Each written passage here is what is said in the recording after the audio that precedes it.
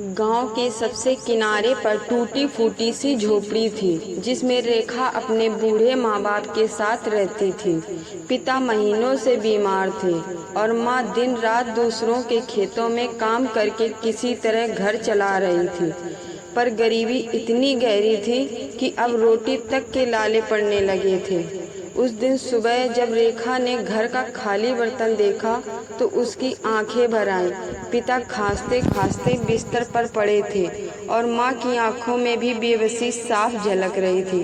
रेखा ने हिम्मत करके कहा, अम्मा, अब देरी नहीं होनी चाहिए। मैं ठाकुर साहब के पास जाऊंगी, शायद थोड़े पैसे उधार मिल जाएं तो बाबू की दवा और घर का राशन आ सके। माँ ने डरते हुए मना किया। गांव के सभी लोग जानते थे कि ठाकुर प्रताप सिंह अमीर तो बहुत हैं, लेकिन औरतों और गरीबों की इज्जत कभी नहीं करता।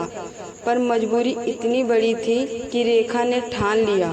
दोपहर की धूप में वह सीधे ठाकुर की हवेली जा पहुंची। हवेली ऊंची ऊंची दीवारों और बड़े बड़े दरवाजों से घिरी थी। जैसे ही वह भीतर गई, ठाकुर सामने आ गया। कहो रेखा, कैसी आना हुआ? ठाकुर ने घूरती नज़र से उसे ऊपर से नीचे तक देखा। रेखा ने हाथ जोड़कर कहा, ठाकुर जी, बाबू बहुत बीमार हैं, थोड़े पैसे चाहिए दवा और अनाज के लिए। बदले में मैं खेतों में मेहनत मजदूरी कर दूंगी।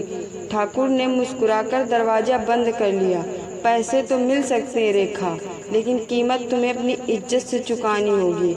रेखा के पैरों तले जमीन खिसक गई। उसका दिल जोर जोर से धड़कने लगा। दूसरा पार्ट 2 देखने के लिए मेरे चैनल को सब्सक्राइब और लाइक करें।